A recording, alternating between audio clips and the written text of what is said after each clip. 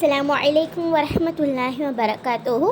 இன்றைக்கி நம்ம வந்து கழிவறையின் சுன்னத்துக்கள் பார்க்க போகிறோம். இதுக்கு முன்னாடி நம்ம வந்து கழிவறை உள்ளே போகும்போது வெளியே வரும்போது அந்த துவாவை பற்றி தான் பார்த்தோம். இதில் நம்ம வந்து கழிவறையின் சுன்னத்துக்கள் உள்ளே போகிறதுலேருந்து வெளியே வர வரைக்கும் நம்ம என்ன பண்ணணும் அதை பற்றி தான். வாங்க வீடியோக்குள்ளே போகலாம். கழிவறையின் சுன்னத்துக்கள்: தலையை மூடி செல்வது, அதாவது ஸ்கார்ஃப், மக்கானா இந்த மாதிரி நம்ம கண்டிப்பாக போட்டு போகணும். காலை அணிந்து செல்வது உங்களுக்கே தெரியும், செப்பல் போட்டுட்டு கண்டிப்பாக போகணும், செப்பல் போட்டுட்டு தான் போகணும். துவா ஓதிய பின் உள்ளே நுழைவது. என்ன துவா? பிஸ்மில்லாஹி அல்லாஹும்ம இன்னி அவுது பிக்க மினல் ஹுபுசி வல் ஹபாஇசி சொல்லணும்.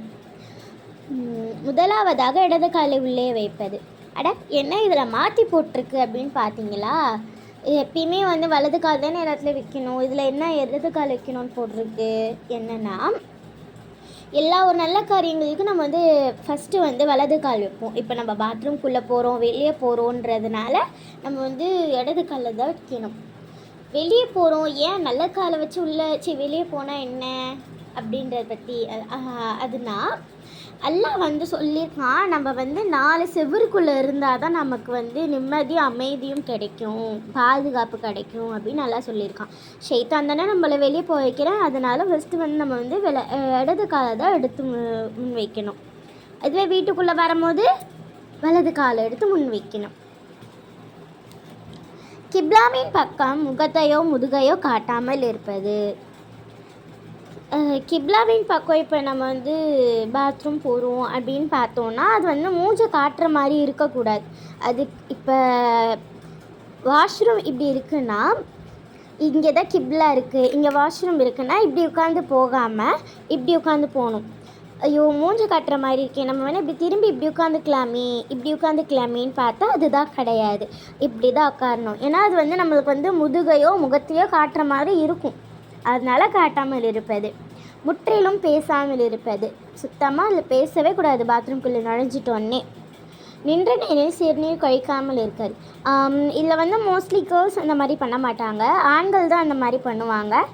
அவங்க வந்து நின்றுட்டு சிறுநீர் கழிப்பனால அவங்களுக்கு வந்து அவங்களோட மேலே தெளிக்கும் இல்லையா, அதனால் அது வந்து அந்த மாதிரி செய்யக்கூடாது அப்படின்னு நம்பி அவங்க சொல்லியிருக்காங்க. இடது கையால் சுத்தம் செய்வது. என்னடா இதில் வந்து எல்லாத்துலேயுமே வலது கை தானே முன்னாடி வரும், இதில் என்ன இடது கை வருது அப்படின்னு போட்டிருக்குன்னா, நம்ம மேனத்தை நம்ம வந்து சுத்தம் செய்கிறனால அதில் இடது கை அப்படின்னு போட்டிருக்கு. சுத்தம் செய்த பின் மல் அல்லது சோப்பை கொண்டு கையை நன்கு கழுவது. அப்படி என்ன போட்டிருக்குன்னா, சுத்தம் செய்த பின் மண் அல்லது சோப்பை கொண்டு கையை நன்கு கழுவது. இதில் வந்து பழைய காலத்துலலாம் சோப்புலாம் இருக்காது இல்லையா, அதனால் மண்ணை வச்சு தான் கழுவுவாங்க. இப்போ இந்த காலகட்டத்திலலாம் சோப்பு இருக்குன்றனால சோப்பு வச்சு நம்ம கையை நல்லா நன்கு கழுவணும். வலது காலை முன் வைத்து வெளியே வருவது. பாருங்கள், இது நம்ம பாத்ரூம் விட்டு வெளியே போகும்போது வலது காலை வச்சு தான் நம்ம வந்து வெளியே வரணும். வெளியே வந்ததுக்கப்புறமா என்ன துவா ஓதணும்?